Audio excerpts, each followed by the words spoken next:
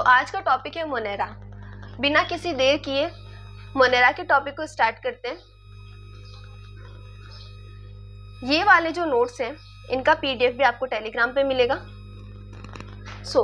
Monera kingdom क्या होता है? मोनेरा किंगडम सिर्फ और सिर्फ मेनली बैक्टीरिया की किंगडम होती है, जिसके अंदर सारे के सारे प्रोकैरियोटिक और most of the time unicellular organism आते हैं।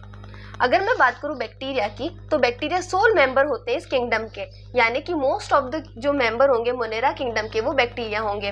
मोस्ट अबंडेंट होते हैं, क्यों? क्योंकि दुनिया में कहीं भी मिल जाएंगे, ऐसी कोई जगह नहीं है जहाँ पे हमें बैक्टीरिया देखने को नहीं मिलेंगे। ठीक है। हॉट स्प्रिंग में जो बैक्टीरिया मिलते हैं हम उनको थर्मो एसिडोफिलस कहते हैं। मार्शी एरियाज में जो बैक्टीरिया मिलते हैं उन्हें मिथेनोजेन कहते हैं। मार्शी एरिया के अलावा जो गट ऑफ रूमिनेंट्स है, यानी कि ऐसे जानवर जो जुगाली करते हैं, वो जो जैसे कि काऊ है, बफेलो है, ये जो भी रूमिनेंट्स एनिमल होते हैं, इनकी गट के अंदर जो बैक्टीरिया मिलते हैं वो भी मिथेनोजेन बैक्टीरिया होते हैं। गोबर के अंदर जो बैक्टीरिया मिलते हैं वो भी मिथेनोजेन होते हैं। ये जो मिथेनोजेन बैक्टीरिया हैं वो मीथेन गैस प्रोड्यूस करते हैं। ये मीथेन गैस CH4 होती है जो बायोगैस प्लांट बनाने में यूज होती है। सॉल्टी कंडीशन में जो बैक्टीरिया हमें मिलते हैं वो होते हैं हेलोफाइल्स। ठीक है, ये हो गया बैक्टीरिया। बेसिकली किस बैक्टीरिया को हम क्या कहते हैं? बैक्टीरिया को हमने 4 क्लासेस के अंदर डिवाइड किया है बेस्ड ऑन कि हर एक बैक्टीरिया का शेप क्या है। जैसा बैक्टीरिया का शेप है उनके शेप के बेसिस पे 4 क्लासेस होती है बैक्टीरिया की। पहली क्लास होगी हमारी कोकस बैक्टीरिया, दूसरी है बेसिलस, तीसरी विब्रियम और चौथी होती है स्पाइरेलम। जो कोकस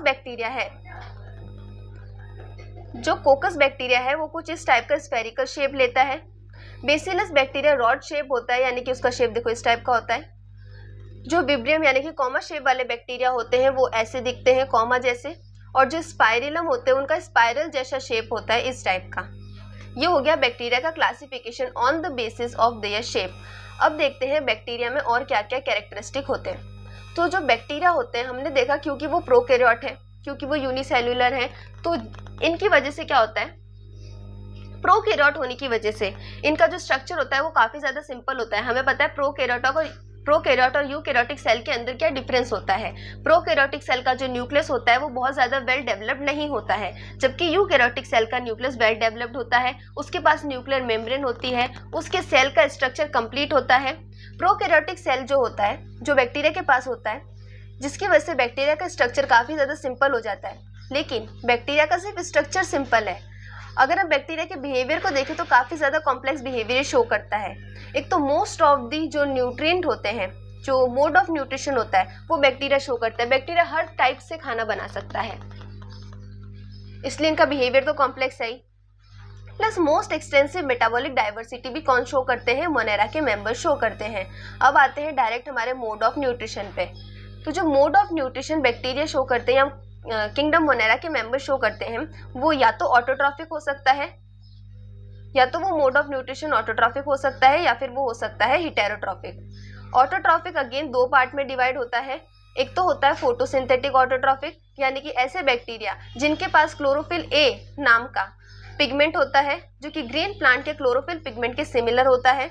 वो सारे क्योंकि उनके पास ग्रीन पिगमेंट है तो वो बैक्टीरिया फोटोसिंथेसिस कर सकते हैं सनलाइट की मदद से। उनके अलावा जिनके पास ग्रीन पिगमेंट नहीं है लेकिन जिन्हें अपना खाना खुद बनाना होता है, वो होते हैं हमारे कीमो ऑटोट्रॉफिक बैक्टीरिया, यानी कि ये बैक्टीरिया जो होते हैं इनऑर्गेनिक एलिमेंट्स का यूज करके अपना खाना खुद बनाते हैं। जो हिटेरोट्रॉफिक बैक्टीरिया होते हैं वो अपने न्यूट्रिशन के लिए दूसरे के ऊपर डिपेंडेंट रहते हैं, अपने न्यूट्रिशन के लिए दूसरों के ऊपर डिपेंड रहेंगे। सेप्रोफिटिक होते हैं, इसका मतलब ये जो बैक्टीरिया होते हैं हिटेरोट्रॉफिक वाले, ये सेप्रोफिटिक हो सकते हैं। सेप्रोफिटिक होने के अलावा ये पैरासिटिक भी हो सकते हैं। सेप्रोफिटिक यानी कि ये डिपेंडेंट होंगे डेड ऑर्गेनिज्म के ऊपर अपने न्यूट्रिशन के लिए। पैरासिटिक का मतलब ये लिविंग ऑर्गेनिज्म के या तो अंदर होंगे या लिविंग ऑर्गेनिज्म के बाहर होंगे। जो पैरासिटिक बैक्टीरिया लिविंग ऑर्गेनिज्म के अंदर मिलेंगे उन्हें हम एंडोपैरासाइट कहेंगे, जो बाहर मिलेंगे उन्हें एक्टोपैरासाइट कहेंगे।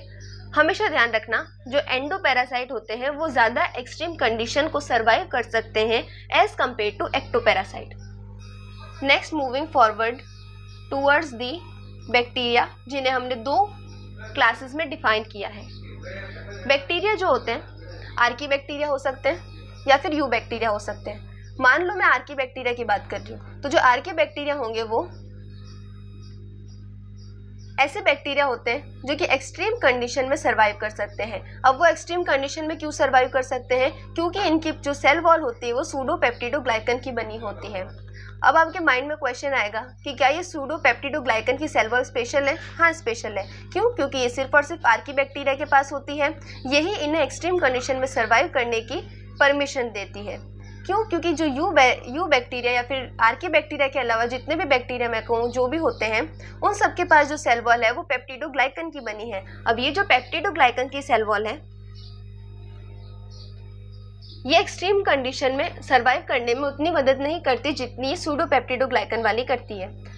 आर्की बैक्टीरिया के एग्जाम्पल हो जाते हैं मिथेनोजेन और यू बैक्टीरिया के एग्जाम्पल हो जाते हैं साइनोबैक्टीरिया। यहाँ तक क्लियर है? अगर आपको ये नोट्स पसंद आ रहे हैं तो प्लीज़ कमेंट करना ना भूलें, और अगर आपको इन टाइप के नोट्स और भी ज़्यादा चाहिए, हर एक चैप्टर के लिए, हर एक टॉपिक के लिए अगर आपको ये नोट्स चाहिए तो प्लीज़ आप कमेंट में बता दीजिएगा आपको कौन कौन से चैप्टर के नोट्स चाहिए। उन पे मैं वीडियो भी बना दूंगी और टेलीग्राम पे भी प्रोवाइड कर दूंगी। माइकोप्लाज्मा से पहले हम देख लेते हैं यू बैक्टीरिया क्या होते हैं। तो यू बैक्टीरिया जो होते हैं उनके पास एक रिजिड सेल वॉल होती है। यू बैक्टीरिया ऐसे बैक्टीरिया होते हैं जिनके पास पेप्टिडोग्लाइकन की सेल वॉल बनी होती है और इनकी जो सेल वॉल है वो काफ़ी ज़्यादा रिजिड होती है। ये मोटाइल हो सकते हैं। अगर ये मोटाइल होंगे तो इनके पास फ्लैजिला होगा। देखो मैंने कहा if motile then they have flagella. इसका मतलब क्या कि इनके पास सीलिया नहीं होगा। ध्यान रखना, बैक्टीरिया के पास मूवमेंट के लिए होगा तो फ्लैजिला होगा, नहीं तो वो मूवमेंट ही नहीं कर सकते। सीलिया बैक्टीरिया में नहीं होता है। साइनोबैक्टीरिया की अगर मैं बात करूं, एक सेकेंड,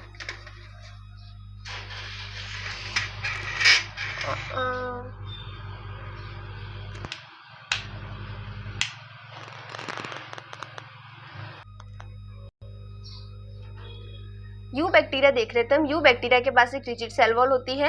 अगर ये मोटाइल होंगे तो इनके पास फ्लैजिला होगा, सीलिया नहीं होगा। साइनोबैक्टीरिया जो होते हैं वही हमारे ब्लू ग्रीन एल्गी भी होते हैं। साइनोबैक्टीरिया ही ब्लू ग्रीन एल्गी है, ध्यान रखना। और अगर मैं कहूँ कि क्या ब्लू ग्रीन एल्गी एक एल्गी है, बिल्कुल भी नहीं। ब्लू ग्रीन एल्गी नहीं होती है, एक मोनेरा किंगडम में आते हैं। साइनोबैक्टीरिया एक बैक्टीरिया है लेकिन ब्लू ग्रीन एल्गी एक एल्गी नहीं है, और साइनोबैक्टीरिया ही ब्लू ग्रीन एल्गी है।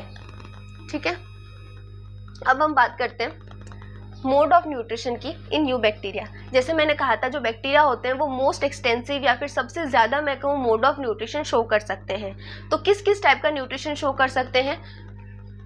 फोटोसिंथेटिक ऑटोट्रॉफ हो सकते हैं एक तो वो। अगर वो फोटोसिंथेटिक ऑटोट्रॉफ है तो ये देखो क्यों होंगे ये फोटोसिंथेटिक ऑटोट्रॉफ, क्योंकि इनके पास क्लोरोफिल ए हो सकता है। ठीक है, साइनोबैक्टीरिया हो सकते हैं ये। तो साइनोबैक्टीरिया की क्या क्या स्पेशल कैरेक्टरिस्टिक होते हैं? एक तो ये यूनिसेलुलर होते हैं, दूसरा इनके पास कॉलोनीज होती है, ये कॉलोनी बना सकते हैं। ये फिलामेंटस भी हो सकते हैं, ये समुद्र में भी रह सकते हैं इसलिए मराइन भी हो सकते हैं, फ्रेश वाटर में भी मिल सकते हैं। ये जब ये कॉलोनी बनाएंगे तो इनकी जो कॉलोनी होगी वो एक जिलेटिनस शीट से सराउंड रहेगी। ठीक है, साइनोबैक्टीरिया के बाद आगे चलते हैं हमारे कीमोसिंथेटिक ऑटोट्रॉफ के बारे में। तो जो कीमोसिंथेटिक ऑटोट्रॉफिक बैक्टीरिया होते हैं अपना खाना इनऑर्गेनिक सब्सटेंस को ऑक्सीडाइज करके बनाते हैं। इनऑर्गेनिक सब्सटेंस यानी कि या तो वो नाइट्रेट्स का यूज़ करेंगे, निट्रेट्स का यूज़ करेंगे और अमोनिया का यूज़ करेंगे। इनऑर्गेनिक सब्सटेंस से जो अपना खाना बनाते हैं बाय ऑक्सीडाइजिंग सच इनऑर्गेनिक सब्सटेंस, उनको हम कीमोसिंथेटिक ऑटोट्रॉफिक बैक्टीरिया कहते हैं। आगे देखते हैं हेटेरोट्रॉफिक बैक्टीरिया। हेटेरोट्रॉफिक बैक्टीरिया जो होते हैं मोस्ट अबंडेंट होते हैं, अपना खाना खुद नहीं बना रहे, इजी जीवन जी रहे हैं तो बहुत सारे होते हैं। मेजर डिकम्पोजर भी होते हैं ये। अब इन बैक्टीरिया की हमें ज़रूरत क्या है, यूजेस क्या है इन बैक्टीरिया के? जैसे कि लैक्टोबैसिलस बैक्टीरिया जो हमें मिल्क से कर्ड बनाने में यूज़ होता है वो क्या है? Heterotrophic bacteria. ठीक है, हेटेरोट्रॉफिक बैक्टीरिया हमको एंटीबायोटिक्स बनाने में भी काम आते हैं, नाइट्रोजन फिक्सेशन के भी काम आते हैं इन लेग्यूम रूट्स। लेग्यूम रूट्स में नाइट्रोजन फिक्सेशन का काम कर रही हैं। लेग्यूम यानी कि ऐसे पौधे जो फली वाले होते हैं। कुछ जो होते हैं वो पैथोजेनिक भी होते हैं। पैथोजेनिक यानी कि जो बीमारी कॉज करते हैं। कौन कौन सी ऐसी 4 डिजीज एनसीईआरटी में दे रखी है जो बैक्टीरियल होती है? कोलेरा, टाइफॉइड, टीटेनस और सिट्रस कैंकर। ठीक है, एज इट इज़ चारों बीमारियां याद रखना क्योंकि एनसीईआरटी की लाइन है। वैसे हम ह्यूमन हेल्थ और डिजीज़ में और भी ज़्यादा डिजीज़ पढ़ेंगे जो बैक्टीरिया से रिलेटेड होंगी, बट इन चारों नाम को अच्छे से याद रखना। नेक्स्ट देखते हैं हिटेरोसिस्ट क्या होता है। यू बैक्टीरिया पढ़े और हिटेरोसिस्ट ना पढ़े फिर क्या मतलब। हिटेरोसिस्ट क्या होता है, ऐसे स्पेशल सेल होते हैं साइनोबैक्टीरिया के अंदर जो नाइट्रोजन फिक्सेशन के काम आते हैं। सिंपल स्पेशल सेल है, साइनोबैक्टीरिया में होते हैं, नाइट्रोजन फिक्सेशन के काम आते हैं, जैसे कि नॉस्टॉक के अंदर होते हैं। नॉस्टॉक और एनाबिना क्या है, खुद एक साइनोबैक्टीरिया है। लास्ट टॉपिक देखते हैं मोनेरा का। मोनेरा में के अंदर जो सबसे छोटे ऑर्गेनिज्म होते हैं, सबसे छोटे वाले बैक्टीरिया जो होते हैं उनको हम माइकोप्लाज्मा कहते हैं। माइकोप्लाज्मा मैंने कहा सबसे छोटे होते हैं तो ऑब्वियसली इनकी साइज भी याद रखनी पड़ेगी। साइज क्या होती है इनकी, 0.3 माइक्रोमीटर इनकी साइज होती है। ये ऐसे है कि इनका जीवन का उद्देश्य है हमें जीना है, फर्क नहीं पड़ता हम इनको ऑक्सीजन मिल रही है, इनको ऑक्सीजन नहीं मिल रही है, इनको जीना है, ये कैसी भी हालत में जी लेंगे। पैथोजेनिक होते हैं, अगेन बीमारी कॉज करने वाले होते हैं। इनके पास कोई सेल वॉल नहीं होती है। हमने पढ़ा बैक्टीरिया के पास सेल वॉल होती है। अगर आर्की बैक्टीरिया है तो उसके पास सूडोपेप्टिडोग्लाइकन की सेल वॉल होगी। अगर वो यू बैक्टीरिया है तो उसके पास पेप्टिडोग्लाइकन की सेल वॉल होगी। लेकिन अगर वो माइकोप्लाज्मा है तो उसके पास सेल वॉल ही नहीं होगी। ठीक है, ये होता है बैक्टीरिया का टॉपिक यहाँ पर खत्म। नेक्स्ट में हम पढ़ेंगे प्रोटिस्टा। किंगडम प्रोटिस्टा जो होता है, एनसीईआरटी कहती है कि जो प्रोटिस्टा होते हैं ना वो एसेक्सुअली भी रिप्रोड्यूस कर जाते हैं और सेक्सुअली भी रिप्रोड्यूस कर जाते हैं सेल फ्यूजन और जाइगोट फॉर्मेशन के प्रोसेस की मदद से। प्रोटिस्टा 5 टाइप में डिवाइड होती है इनकी क्लास। पहले जो प्रोटिस्ट है वो हमारे क्राइजोफाइट्स हैं, दूसरे जो है वो यूग्लिनॉइड्स हैं, थर्ड आते हैं स्लाइमोर्स एंड देन फोर्थ आते हैं protozoans. Dinoflagellates, chrysophytes, dinoflagellates, euglenoids, स्लाइमोर्स और प्रोटोजोन्स। हाँ, 5 टाइप के प्रोटिस्ट होते हैं। सबसे पहले इनका मोड ऑफ न्यूट्रिशन देख लेते हैं। जो हमारे क्राइजोफाइट्स होते हैं और डायनोफ्लेजिलेट्स होते हैं वो फोटोसिंथेटिक ऑटोट्रॉफ होते हैं क्योंकि वो अपना खाना खुद बना रहे होते हैं। यूग्लिनॉइड्स जो होते हैं वो फोटोसिंथेसिस भी करते हैं, सेप्रोफाइट्स की तरह बिहेव भी करते हैं। जब वो दिन में काम कर रहे हैं तब उनको सनलाइट मिल रही है, जब उनको सनलाइट मिल रही है तो वो आराम से अपना फोटोसिंथेसिस कर सकते हैं। जब उनको सनलाइट नहीं मिलती है तब वो सेप्रोफिटिक ऑर्गेनिज्म की तरह बिहेव करते हैं। स्लाइम मोल्स और प्रोटोजोन हर कंडीशन में सेप्रोफाइट्स होते हैं। एनसीईआरटी ये भी कहती है कि जो हमारे प्रोटिस्ट होते हैं वो एक कनेक्टिंग लिंक होते हैं दूसरी किंगडम्स के बीच में। इनकी कोई भी डिफाइंड बाउंड्रीज नहीं होती है और ये सिंगल सेल यूकैरियोट्स होते हैं, मतलब इनका न्यूक्लियस पूरी तरह से डिवाइडेड होता है लेकिन यूनिसेल्युलर होते हैं। अब देखते हैं क्राइजोफाइट्स क्या होते हैं। अगर किसी को भी ये नोट्स चाहिए तो टेलीग्राम चैनल ज्वाइन करना ना भूलें, उसका लिंक आपको डिस्क्रिप्शन में मिल जाएगा। मोस्ट इंपॉर्टेंट चीज कि आपको इस चैप्टर के बाद, प्रोटिस्ट के बाद मैं फंजी डालूंगी, फंजी के बाद प्लांट और एनिमेलिया भी हो जाएगा। उसके अलावा अगर किसी भी चैप्टर के इस टाइप के हैंड रिटन शॉर्ट नोट्स चाहिए तो आप कमेंट सेक्शन में लिख दें कि आपको कौन से चैप्टर के कौन से टॉपिक के चाहिए। पूरे चैप्टर के चाहिए तो भी मिल जाएंगे। क्राइजोफाइट्स से शुरू करते हैं। क्राइजोफाइट्स में जो डायटम्स होते हैं और गोल्डन एल्गी आते हैं। गोल्डन एल्गी को हम डिस्मिट्स भी कहते हैं। क्राइजोफाइट जो होते हैं प्लैंक्टॉन्स होते हैं, यानी कि वो पैसिव स्विमर होते हैं, यानी कि जहां जल जाएगा वहां वहां चले जाएंगे, अपनी मनमानी नहीं चलाएंगे। फोटोसिंथेसिस करते हैं यानी कि अपना खाना खुद बनाते हैं। डायटम्स जो होते हैं वो टू थिन ओवरलैपिंग यानी कि एक सोप बॉक्स मतलब साबुन की डिब्बी जैसा एक स्ट्रक्चर बनाते हैं, 2 थिन ओवरलैपिंग करके। इस टाइप का कुछ इनका स्ट्रक्चर दिखता है। इनकी सेल वॉल जो होती है सिलिका की बनी है। सिलिका की सेल वॉल होने के कारण ये इनडिस्ट्रक्टिबल होती है, इजीली टूटती नहीं है। ओशन के अंदर मिलते हैं, अपना खाना खुद बना रहे हैं, इसलिए ये चीफ प्रोड्यूसर्स कहलाते हैं ओशन के। इनकी जो सेल वॉल होती है वो बहुत सारा अमाउंट ऑफ डिपोजिशन कर लेती है। लार्ज अमाउंट ऑफ डिपोजिशन को हम डायएटमेशियस अर्थ भी कहते हैं। ये डायएटमेशियस अर्थ सॉइल को ग्रिटी बना देती है और ये क्या काम आती है, पॉलिशिंग के पॉलिशिंग के काम आएगी। उसके अलावा ये filtration of oils and syrups के काम आएगी उसके अलावा ये साउंड प्रूफ वॉल और रूफ बनाने के भी काम आएगी।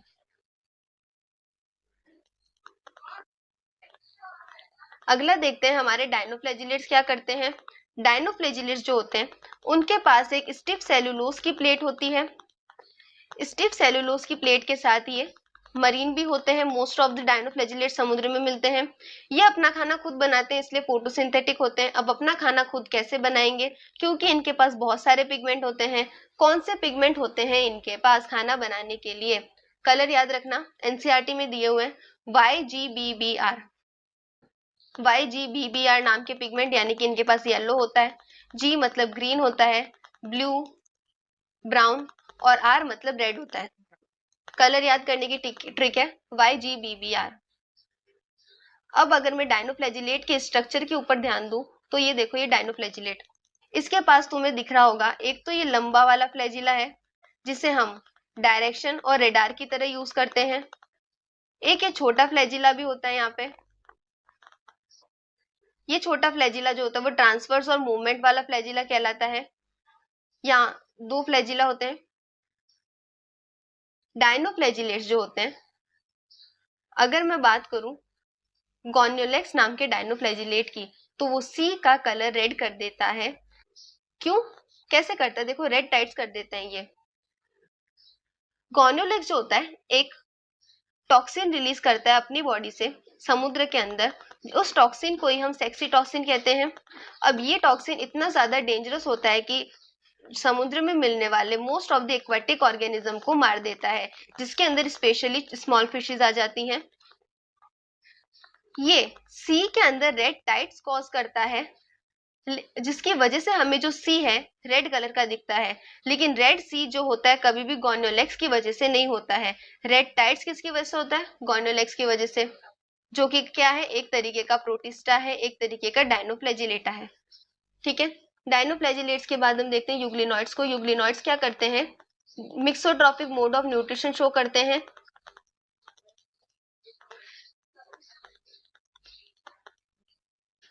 जब इनको सनलाइट मिलेगी तो ये फोटोसिंथेटिक ऑटोट्रॉफ्स होंगे दिन के अंदर। क्यों? क्योंकि सनलाइट मिल रही है। इनके पास प्लांट की तरह हायर प्लांट जैसे पिगमेंट्स होते हैं, इसलिए इजीली ये फोटोसिंथेसिस कर सकते हैं। जब इनको सनलाइट नहीं मिलेगी, जब रात का टाइम होगा, तब ये हेटेरोट्रॉफिक न्यूट्रिएंट्स की तरह बिहेव करेंगे। उस वक्त ही दूसरे ऑर्गेनिज्म पे डिपेंड होते हैं, इसलिए प्रीडेटर्स की तरह बिहेव करते हैं। क्योंकि ये दोनों टाइप का न्यूट्रिशन शो कर रहे हैं, इसलिए इनके न्यूट्रिशन को हम मिक्सोट्रॉपिक न्यूट्रिशन कहते हैं। अगर मैं यूग्लिनॉइड्स के स्ट्रक्चर की ओर ध्यान दूं तो ये देखो, ये यूग्लिना का स्ट्रक्चर है। यूग्लिना में ये जो तुम्हें दिख रहा है, ये जो स्ट्रक्चर है, ये इसकी सेल वॉल नहीं है। ये एक प्रोटीनेशियस फ्लेक्सिबल स्ट्रक्चर है जिसे हम पेलिकल कहते हैं। ये इसको फ्लेक्सिबल बनाता है, इसकी बॉडी को। क्योंकि अगर इसके पास सेल वॉल होती तो इसकी बॉडी फ्लेक्सिबल नहीं होती। प्लांट की बॉडी नहीं होती है, प्लांट का सेल जो होता है उसके पास सेल वॉल होती है, तो वो उतना फ्लेक्सिबल नहीं होता। इसको फ्लेक्सिबल बनाने के लिए इसके पास पेलिकल होता है, जो कि एक प्रोटीन का बना स्ट्रक्चर होता है। उसके अंदर यहाँ पे जो है, ये इसे हम आई स्पॉट कहते हैं। इसके पास दो तरीके के फ्लैजिला होते हैं, एक ये लंबा वाला फ्लैजिला, लॉन्ग फ्लैजिला, एक ये छोटा सा शॉर्ट फ्लैजिला होता है। ये इसका न्यूक्लियस है। और ये जो है यूग्लिना में मिलने वाला वेक्यूल है। वेक्यूल कॉन्ट्रेक्टाइल वेक्यूल मिलता है, जो कि एक्सक्रीशन का काम करता है। आगे देखते हैं स्लाइम मोल्ड्स क्या होते हैं। स्लाइम मोल्ड्स जो है फोर्थ टाइप ऑफ प्रोटिस्ट, जो सेप्रोफिटिक होते हैं, जो डेड और डीकिंग चीजों के ऊपर डिपेंड करते हैं अपने न्यूट्रिशन के लिए। इनके पास प्लाज्मोडियम बनता है। ये जो प्लाज्मोडियम है, ये फेवरेबल कंडीशन में बनता है। जब कंडीशन स्लाइम मोल्ड्स के अनुकूल होती है, तब प्लाज्मोडियम बन जाता है। जब इनको लगता है कि बहुत एक्सट्रीम कंडीशन है या फिर अनफेवरेबल वाली कंडीशन है, तो स्लाइम मोल्ड्स जो होते हैं वो स्पोर बना लेते हैं। स्पोर जो होते हैं काइंड ऑफ फ्रूटिंग बॉडी होते हैं। स्पोर कैरेक्टरिस्टिक्स क्या होते हैं, यानी कि इन स्पोर बनने से उन्हें फायदा क्या मिलता है? ये जो स्पोर है एयर करंट से इजीली डिस्पर्स हो जाएंगे, रेजिस्टेंस होते हैं काफी ज्यादा, यानी कि कैसी भी कंडीशन में जिंदा रह सकते हैं। इन स्पोर्स के पास जो होती है एक ट्रू सेल वॉल होती है। ध्यान रखना, जो सेल वॉल होती है वो प्लाज्मोडियम वाली स्टेज के पास नहीं है, लेकिन स्लाइम मोल्ड वाली स्टेज के पास है। ये स्ट्रक्चर है हमारे स्लाइम मोल्ड्स का। स्टाइमोर्स में देखो ये वाला जो पोर्शन है ये हमारा स्पोर है, ये वाला दिख रहा है तुम्हें, ये वाला, ये स्पोर्स होते हैं। और ये वाला जो स्ट्रक्चर है ये प्लाज्मोडियम है, ठीक है। अब देखते हैं लास्ट प्रोटोजोन्स को। प्रोटोजोन्स 4 टाइप के होते हैं अगेन। एक होते हैं अमीबॉइड प्रोटोजोन,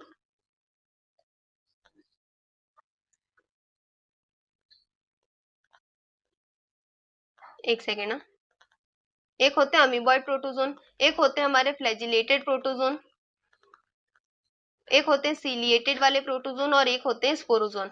जो अमीबॉइड वाले होते हैं वो फ्रेश वाटर में मिल जाएंगे, सी वाटर में मिल जाएंगे और मॉइस्ट सॉइल में मिल जाएंगे। इनके पास फॉल्स फीट यानी कि सूडोफोडिया होता है जिसकी मदद से वो फूड को कैप्चर करते हैं। एग्जाम्पल है इनका एंटमीबा। फ्लैजिलेटेड प्रोटोजोन की बात करूं तो इनके पास फ्लैजिला होता है, ये फ्लैजिला इनको मोटाइल बनाता है। एग्जाम्पल है ट्रिपेनोसोमा। ट्रिपेनोसोमा एक ऐसा फ्लैजिलेटेड प्रोटोजोन है जो स्लीपिंग सिकनेस नाम की डिजीज कर देता है। ये फ्री लिविंग होते हैं या फिर पैरासिटिक भी हो सकते हैं। सिलिएटेड प्रोटोजोन पे आते हैं, ये एक्वेटिक होते हैं, एक्टिवली मूविंग है क्योंकि सीलिया मूवमेंट में मदद करता है। इनके पास 1000 ऑफ सीलिया होते हैं। एक water laden with the food to be stirred into the gullet, इनके पास गुलेट कैविटी भी होती है। एग्जाम्पल है पैरामीशियम, ठीक है। लास्ट देखते हैं स्पोरोजोन्स क्या होते हैं। ये जो स्पोरोजोन्स है ना most notorious kind of organism होते हैं, ठीक है। प्लाज्मोडियम बनाते हैं, स्टैगरिंग इफेक्ट होता है इसका। जैसे कि जो मलेरियल पैरासाइट होता है ना वो भी एक स्पोर लाइक स्टेज बनाते हैं अपनी लाइफ में। ऑर्गेनिज्म के पास एक इन्फेक्शियस स्पोर लाइक स्टेज हो जाती है जैसे कि मलेरिया का पैरासाइट। ये होता है हमारा प्रोटोजोन खत्म। ये नोट्स आपको टेलीग्राम पे मिल जाएंगे। सो फंजी से स्टार्ट करते हैं। फंजी क्या होती है? अगर किसी ने वो लेक्चर देख रखा है तो उसके लिए सिर्फ एक रिवीजन वाला लेक्चर होने वाला है आस्क वाला। लेकिन अगर किसी ने ये वाला ही लेक्चर पहली बार देखा है तो कोई बात दिक्कत की नहीं है क्योंकि इसमें भी हम पूरा डीपली फंजी को पढ़ने वाले हैं। फंजी क्या होती है? देखो, फंजी को हेटेरोट्रॉपिक ऑर्गेनिज्म कहते हैं। मतलब ये जो भी 5 किंगडम थी आर एच विटेकर की उनमें से सिर्फ फंजी और एनिमेलिया ऐसी किंगडम है जो इसके अंदर सिर्फ और सिर्फ हेटेरोट्रॉपिक ऑर्गेनिज्म आते हैं। मतलब ये गलती से भी अपना खाना खुद बनाने की कोशिश नहीं करेंगे, ओनली हेटेरोट्रॉपिक, स्ट्रिक्टली हेटेरोट्रॉपिक, ठीक है। उसके बाद ये यूनिसेल्युलर होते हैं। यूनिसेल्युलर फंजी कौन सी होती है? जैसे कि यीस्ट होती है। सारी फंजी यूनिसेल्युलर नहीं होती है। हमारी एनसीईआरटी में जिस यूनिसेल्युलर फंजी का नाम दे रखा है वो कौन सी? हमारी यीस्ट है, ठीक है। जो यीस्ट होती है उसका यूज हम कहाँ करते हैं? या तो ब्रेड बनाने में या फिर बियर बनाने में, ठीक है। वीट के ऊपर जो रस्ट करने वाली फंजी होती है उसे हम पक्सीनिया कहते हैं। व्हाइट रस्ट जो मस्टर्ड पे होती है वो कौन सी फंजी की वजह से होती है? एल्ब्यूगो की वजह से होती है, ठीक है। नाउ फंजी जो होती है हमें वार्म और ह्यूमिड एरिया में मिलती है, इसलिए हम कह सकते हैं कि हम अगर फ्रिज में हमारा खाना रख देंगे तो हम उसे फंजी से बचा सकते हैं क्योंकि फ्रिज में ठंडक होगी, चिल्ड एरिया के अंदर फंजी नहीं लग सकती इसलिए, ठीक है। उसके अलावा एक सेकेंड ना, जो फंजी होती है वो एंटीबायोटिक बनाने के भी काम आती है। जैसे कि हमारी पेनिसिलिन नाम की एंटीबायोटिक बनाने के लिए कौन सी फंगस यूज होती है? पेनिसिलियम फंगस यूज होती है, ठीक है। अब हाइफे होता है फंजी में। देखो, जो सिंगल थ्रेड लाइक स्ट्रक्चर होता है फंजी के अंदर वो होता है हाइफे। अगर ये थ्रेड लाइक स्ट्रक्चर एक नेट टाइप बना लेता है तो हम उसे माइसीलियम कहते हैं। अब ये जो स्ट्रक्चर है ये सेप्टेट भी हो सकता है, ए सेप्टेट भी हो सकता है। जैसे कि आप इस डायग्राम में देख सकते हैं, यहाँ बीच में आपको ये जो सेप्टा दिखाई दे रहे हैं, ठीक है, इसकी वजह से ये सेप्टेट है। और क्योंकि सेप्टा होने की वजह से क्या होता है ना, हमें एक के अंदर एक ही न्यूक्लियस दिखता है। हमें ऐसा लगेगा कि यहाँ पे एक सेल के अंदर एक ही न्यूक्लियस है, ठीक है। यहाँ पे एक सेल के अंदर आपको एक न्यूक्लियस दिख रहा होगा, इसलिए हम इसे नॉन सिनोसिटिक फंजी भी कहते हैं। लेकिन यहाँ पे आपको ऐसा लगेगा कि एक सेल के अंदर बहुत सारे न्यूक्लियस है। क्यों? क्योंकि बीच में सेप्टा नहीं है इनके, इसलिए ए सेप्टेट भी हो जाएगी और सिनोसिटिक भी हो जाएगी, ठीक है। अगर फंजी अकेले ना रह के कहे मैं तो एल्गी के साथ रहूंगी तो सिम्बायोटिक रिलेशन शो करने लगेगी और उसे हम लाइकेंस कहने लगेंगे, ठीक है। Fungi with algae is known as lichens. कब? जब ये म्यूचुअलिज्म शो करे। लेकिन अगर फंजी के एल्गी नहीं, मेरे को तो रहना है डाइकॉट की रूट के साथ यानी कि हायर प्लांट्स की रूट के साथ, तो हम उसे माइकोराइजा कह देंगे। ठीक है, अब चलते हैं फंजी के रिप्रोडक्शन की तरफ। फंजी में रिप्रोडक्शन कैसे होता है? फंजी हर टाइप का रिप्रोडक्शन कर देती है। जब एक फंगस वेजिटेटिव रिप्रोडक्शन करने लगेगा, ठीक है, जब एक फंगस जो है वेजिटेटिव रिप्रोडक्शन करने लगेगा, तब या तो वो फ्रेगमेंटेशन करेगा, या फिर वो फ्यूजन शो करेगा, या फिर बडिंग शो करेगा। ठीक है, उसके बाद आते हैं हमारे एसेक्सुअल रिप्रो। एसेक्सुअल रिप्रो के अंदर 3 टाइप के स्पोर्स फंगस बनाती है। ठीक है, पहले जो टाइप का स्पोर होता है वो होता है कॉनिडिया, दूसरा जो होता है वो स्पोरेंजियोस्पोर होता है, और तीसरा लास्ट जो होता है वो जूस्पोर होता है। ध्यान रखना, फंजी की 4 क्लासेस होती हैं। फंजी होती है एस्कोमाइसिटिस, बेसिडियोमाइसिटिस, ड्यूटेरोमाइसिटिस और फाइकोमाइसिटिस। हर एक फंजी में क्या क्या डिफरेंस होता है, किसका क्या मोड ऑफ न्यूट्रिशन है, कैसा माइसीलियम बनता है, कैसा मोड ऑफ रिप्रोडक्शन होता है, वो सब हम अगेन पढ़ेंगे। लेकिन अभी मैंने यहाँ पर एग्जाम्पल लिख दिए ताकि याद करने में ईजी हो जाए। अभी इतना ध्यान रखो कि जो कॉनिडिया होते हैं वो ऐसे एसेक्सुअल स्पोर होते हैं जो सिर्फ और सिर्फ आपको एक तो एस्कोमाइसिटीज में और दूसरा ड्यूटेरोमाइसिटीज में देखने को मिलेगा। इसके अलावा दोनों फंजी जो फाइकोमाइसिटीज और बेसिडियोमाइसिटीज है वो कॉनिडिया नहीं बनाती है। उसके बाद जो फाइकोमाइसिटिस होती है सिर्फ वो ऐसी फंगस है जो स्पोरेंजियोस्पोर या फिर जूस्पोर बनाती है, ये कॉनिडिया बिल्कुल नहीं बनाएगी।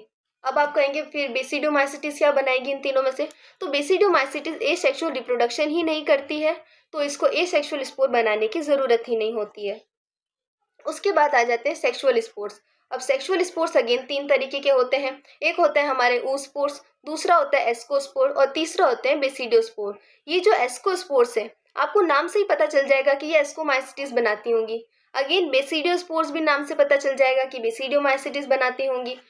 जो बेसिडियोमाइसिटिस है वो सेक्सुअल रिप्रोडक्शन करती है, इसलिए सेक्सुअल स्पोर बनाती है, लेकिन इनकी बॉडी में कोई भी सेक्स ऑर्गन नहीं होता है। ठीक है, अब नेक्स्ट ये होता है फंजी का रिप्रोडक्शन का तरीका।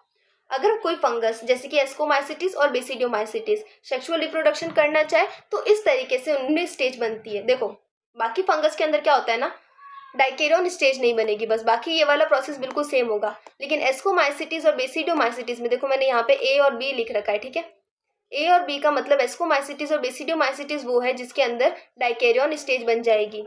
अब ये क्या प्रोसेस होता है हम पूरा समझते हैं उसको। जो कैरियोगेमी होती है, ठीक है, ये जो कैरियोगेमी है सबसे पहले देखो एक्चुअली से यहाँ से स्टार्ट मत करो। मान लो सबसे पहले हमारे पास स्पोर्स थे, सेक्स स्पोर्स थे, एस्कोमाइसिटिस और बेसिडियोमाइसिटिस की बात करते हैं। स्पोर्स थे, ये स्पोर्स कैसे थे? हैप्लॉइड थे। अब इन स्पोर्स के अंदर हुई हमारी प्लाज्मोगेमी। प्लाज्मोगेमी क्या होती है? Fusion of protoplasm. जब 2 फंगस अपने अपने गैमेट लाएंगे और अपने अपने प्रोटोप्लाज्म को मिला लेंगे तो उसे प्लाज्मोगेमी कहेंगे। अभी तक सिर्फ प्रोटोप्लाज्म मिला है, न्यूक्लियस नहीं मिला है, तो यहाँ पर एक स्टेज बन जाती है कैरियोकाइनेसिस होने से पहले जिसे हम N+N डाइकैरियन स्टेज कहते हैं। क्या हुआ देखो, सेल के अंदर प्लाज्मोगेमी हो गई लेकिन अभी तक न्यूक्लियस नहीं मिले, तो यहाँ पे 2N नहीं कह के हम सिर्फ इसको N+N वाली स्टेज कहते हैं। इस फेज को हम डाइकैरियो फेज कहते हैं जो किसी एस्कोमाइसिटिस और बेसिडियोमाइसिटिस में बनती है। इसके बाद डायरेक्ट हो जाता है कैरियोगेमी। कैरियोगेमी क्या होती है? जब ये दोनों न्यूक्लियाई भी मिल जाएंगे तो उसे कैरियोगेमी कहेंगे। अब जब न्यूक्लियाई मिल गए तो ये N+N से अब हमारे बन जाएगी 2N वाली स्टेज। ये देखो ये जाइगोट हो गया तो ये बन गई 2N वाली स्टेज। अब क्योंकि ये 2N है तो अगेन इसके अंदर मियोसिस 1 होगा और N वाली स्टेज यानी कि एक हैप्लॉइड स्टेज बन जाएगी जिसे हम स्पोर्स कहते हैं। तो अगर मैं पूछूं कि स्पोर हैप्लॉइड क्यों होते हैं, क्योंकि वो जाइगोट के अंदर मियोसिस 1 होने पर बनते हैं। इतना क्लियर? अगर मैं एस्कोमाइसिटिस और बेसिडियोमाइसिटिस की बात ना करूं तो यहाँ पे डायरेक्ट प्लाज्मोगेमी के बाद जो है कैरियोगेमी हो जाएगी यानी कि डाइकैरियन फेज नहीं बनेगी। ठीक है, आगे चलते हैं फंजी के टाइप की तरफ। फंजी के टाइप की तरफ कहाँ है, एक सेकेंड ना, हाँ यहाँ देखो, जो हमारी फंगस होती है, ये जो हमारी फंगस है ये होती है 4 टाइप की। एक होती है फाइकोमाइसिटिस, दूसरी होती है एस्कोमाइसिटिस, फिर आती है हमारे बेसिडियोमाइसिटिस और उसके बाद आ जाते हैं ड्यूटेरोमाइसिटिस। हैंड रिटन नोट से मैंने एक एक नोट्स अपने हाथ से बनाए हैं, किसी को भी चाहिए तो प्लीज टेलीग्राम चैनल ज्वाइन करें। इसमें पूरा फंगस का टॉपिक बिल्कुल डीपली इंक्लूडेड है, कुछ भी नहीं छोड़ा गया है। देखो जो फाइकोमाइसिटिस है वो क्या करती है, एसेक्सुअल स्पोर बनाएंगी। अब फाइकोमाइसिटीज क्या करेंगी, एसेक्सुअल स्पोर बनाएंगी। ये एसेक्सुअल स्पोर जू स्पोर हो सकते हैं या फिर ए प्लेनोस्पोर हो सकते हैं। अगर ये जू स्पोर हुए तो ये मोटाइल होंगे, यानी कि इनमें चलने फिरने की क्षमता होगी, ये एक जगह नहीं बैठना चाहेंगे। लेकिन अगर ये ए प्लेनोस्पोर हुए तो ये नॉन मोटाइल होंगे, मतलब ये चल फिर नहीं सकते होंगे। ठीक है, उसके बाद जो फाइकोमाइसिटीज होती है उसके अंदर स्पोरेंजियम बनता है। स्पोरेंजियम क्या होता है, एक ऐसा स्ट्रक्चर होता है जिसके अंदर स्पोरेंजियोस्पोर बनते हैं। ये स्पोरेंजियोस्पोर जो होते हैं एंडोजीनस स्पोर होते हैं। एंडोजीनस मतलब किसी स्ट्रक्चर के अंदर बनने वाले स्पोर एंडोजीनस स्पोर कहलाते हैं। ये किस में बनते हैं, फाइकोमाइसिटीज में। उसके ये कौन से, एसेक्सुअल वाले। ठीक है, ये वाले कौन से, एसेक्सुअल वाले। अब बात करते हैं फाइकोमाइसिटीज के सेक्सुअल स्पोर्स की। तो क्या होते हैं, जाइगोस्पोर होता है जो कि किससे बनता है, फ्यूजन से बनता है। उसके अंदर 3 टाइप की प्रोसेस हो सकते हैं। या तो उसके अंदर आइसोगेमी होगी जिसके अंदर जो मेल और फीमेल गैमेट होता है वो बिल्कुल सेम होता है, मतलब उनका स्ट्रक्चर सेम होता है, वर्क सेम होता है, जो आइसोगेमी हो रही है। ठीक है, उसके बाद या फिर अनिसोगेमी हो सकती है, यानी कि जो मेल है वो छोटा है, फीमेल है वो बड़ी है, लेकिन दोनों चल सकते हैं। उसके बाद अगर वो नहीं हुआ तो ऊगेमी हो सकती है, यानी कि मेल छोटा है, फीमेल बड़ी है, फीमेल नहीं चल सकती है, मेल चल सकता है। एग्जाम्पल क्या है फाइकोमाइसिटीज के, म्यूकर, राइजोपस और एल्ब्यूगो।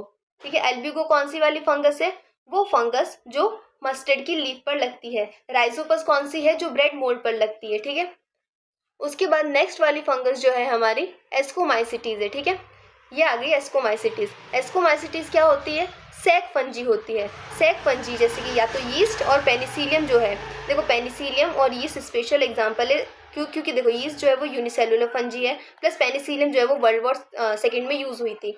तो इन दोनों के लिए पूछ सकते हैं कि ये कौन सी क्लास से मिलती है, तो एस्कोमाइसिटीज में ये पहली बार मिले थे। ठीक है, इनको एस्कोमाइसिटीज में रखा गया है। सैक फंजी है।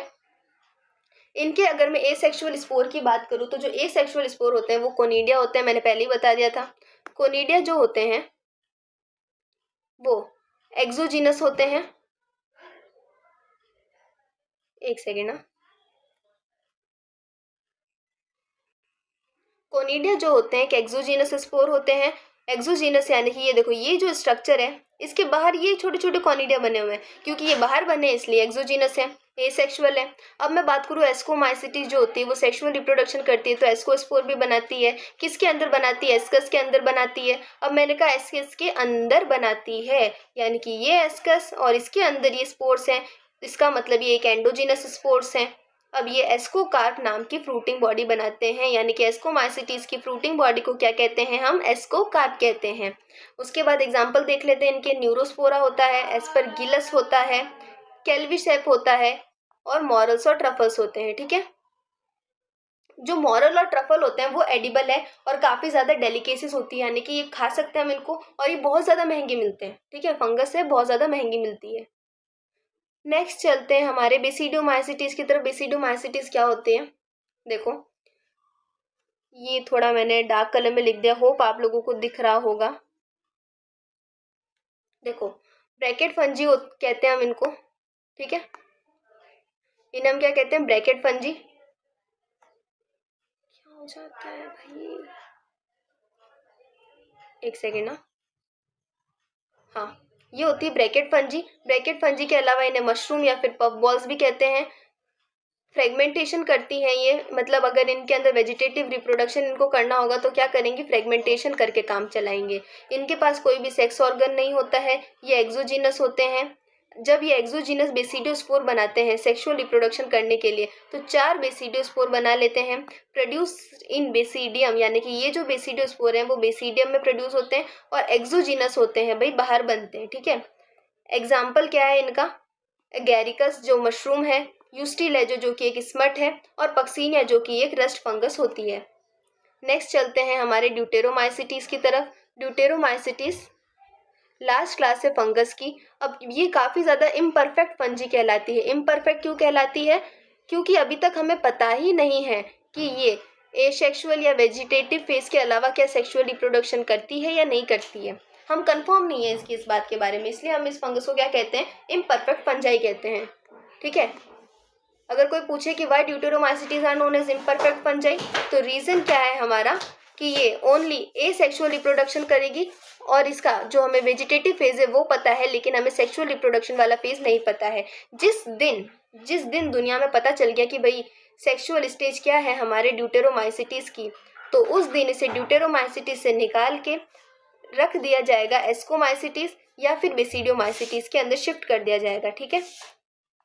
नेक्स्ट आते हैं इनका मोड ऑफ न्यूट्रिशन। या तो ये सेप्रोफिटिक हो सकती है, देखो फंजाई ये तो अपना खाना तो खुद नहीं बनाने वाली, तो या तो सेप्रोफिटिक होगी या फिर ये होंगी पैरासिटिक। डिकम्पोज करेंगी लिटर को, हेल्प करती हैं मिनरल रिसाइकलिंग में। एग्जाम्पल देख लीजिए इनके कौन से होते हैं, ऑल्टरनेरिया, कॉलेंट्रोटिकम और हमारे ट्राइकोडर्मा। ठीक है, फंजी का टॉपिक यहाँ पे खत्म होता हुआ। देखो वायरस क्या होता है, अगर किसी को ये नोट्स चाहिए तो प्लीज टेलीग्राम चैनल ज्वाइन करना मत भूलना। वायरस क्या होता है, देखो वायरस एक नॉन सेलुलर ऑर्गेनिज्म होता है, मतलब इनके पास सेल नहीं है। ठीक है, नॉन सेलुलर ऑर्गेनिज्म है ये। इनका कोई भी मेंशन आर.एच. विटेकर ने अपने क्लासिफिकेशन में नहीं किया था, इसलिए उनका क्लासिफिकेशन एनिमल्स तक खत्म हो गया था। ठीक है, ये जब ह्यूमन बॉडी के बाहर होते हैं, देखो वायरस जो होते हैं ना ये काफी कंफ्यूज करने वाला ऑर्गेनिज्म है, पता ही नहीं है कि ये जिंदा है या मर गए। ठीक है, पता ही नहीं हमें, क्यों नहीं पता है, क्योंकि जब ये ह्यूमन बॉडी के या फिर किसी भी होस्ट बॉडी के बाहर होते हैं तब ये रहते हैं हमारे इनर्ट क्रिस्टलाइन स्ट्रक्चर की तरह। इनर्ट क्रिस्टलाइन स्ट्रक्चर की तरह मतलब अपनी बॉडी का जो है क्रिस्टल बना लेते हैं। जो W.M. स्टेनले होते हैं उन्होंने 1935 में ये बात बताई थी कि हाँ भाई क्रिस्टल बन जाते हैं। ठीक है, क्रिस्टल बन गए। अब क्योंकि कोई भी ह्यूमन या लिविंग सेल जो होगा वो ह्यूमन बॉडी के बाहर है, ह्यूमन बॉडी के अंदर क्रिस्टल तो बना नहीं सकता, लिविंग सेल क्रिस्टल नहीं बना सकता, इसलिए हमने कहा कि भाई ये क्या है, हमारा एक नॉन लिविंग कैरेक्टर आ गया वायरस का। वायरस जो होते हैं वो ऑब्लिगेट पैरासाइट होते हैं, यानी कि 100% पैरासाइट की तरह बिहेव करते हैं। इनके पास एक लिविंग ऑर्गेनिज्म का भी कैरेक्टर है, क्या कि जब ये होस्ट बॉडी के अंदर होते हैं तो अपने आप को रेप्लिकेट कर देते हैं। एक बार अगर इन्होंने इन्फेक्ट कर दिया किसी होस्ट ऑर्गेनिज्म को तो उस होस्ट ऑर्गेनिज्म की पूरी मशीनरी ये खुद ले लेते हैं और उस होस्ट को ही मारने का काम कर देते हैं। ठीक है, उसके बाद आए थे हमारे डिमित्री इवानोस्काय। इन्होंने क्या कहा था, 1892 में इन्होंने बताया कि जो बैक्टीरिया होते हैं वो इतने छोटे ऑर्गेनिज्म हैं कि वायरस से भी छोटे, सॉरी जो वायरस हैं वो इतने छोटे ऑर्गेनिज्म हैं जो बैक्टीरिया से भी छोटे हैं। अब उनको ये बात कैसे पता चली, इन्होंने एक बैक्टीरिया प्रूफ फिल्टर लिया, उस पे से वो जो भी ऑर्गेनिज्म था उसको पास कराया वायरस को, क्योंकि पहले नहीं पता था ना वो वायरस है, उसको पास कराया, पास करने पता चला ये तो भाई बैक्टीरिया के फिल्टर से पास हो गया। वो फिल्टर जिससे बैक्टीरिया पास नहीं हो पा रहे थे उससे ये ऑर्गेनिज्म पास हो गया। ठीक है, अब वायरस जो होते हैं हम उनको वेनोम कहते हैं या फिर उसको पॉइजनस फ्लूइड भी कहते हैं। ठीक है, एनसीईआरटी बताती है कि M.W. बीजेरिंग का है और उन्होंने कहा कि कोटेजियम वायवम फ्लूइडम, ये सेंटेंस उन्होंने कहा जिसका तात्पर्य यह होता है कि टोबैको का जो इन्फेक्टेड प्लांट होता है अगर उसका एक्सट्रैक्ट किसी हेल्दी प्लांट के कांटेक्ट में आ जाए तो वो इन्फेक्शन कॉज कर देता है हेल्दी पार्ट को भी या फिर हेल्दी प्लांट को भी। ठीक है, नेक्स्ट देखिए इधर कि अगर मैं बात करूं बैक्टीरियोफेज की या फिर TMV यानी कि टोबैको मोसेक वायरस की, तो जो बैक्टीरियोफेज होता है ना वो ऐसा वायरस होता है जो बैक्टीरिया को इन्फेक्ट कर देता है। इसके पास जो जेनेटिक मटेरियल है वो डबल स्टैंडर्ड DNA होता है। टोबैको मोसेक वायरस के पास जेनेटिक मटेरियल RNA होता है, राइट।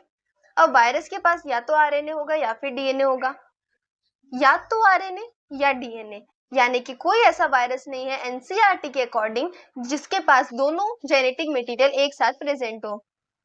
जो वायरस की कवरिंग होती है उसे हम कैप्सिड कहते हैं और ये जो कैप्सिड है ये एक प्रोटीनेशियस स्ट्रक्चर होता है। ठीक है, वायरस का जो जेनेटिक मटेरियल होता है वही इन्फेक्शन कॉज करने वाला होता है, यानी कि इसकी कवरिंग से कोई इन्फेक्शन नहीं होगा लेकिन जेनेटिक मटेरियल से इन्फेक्शन हो सकता है। ठीक है, अब चलते हैं वायरस से होने वाली डिजीज की तरफ।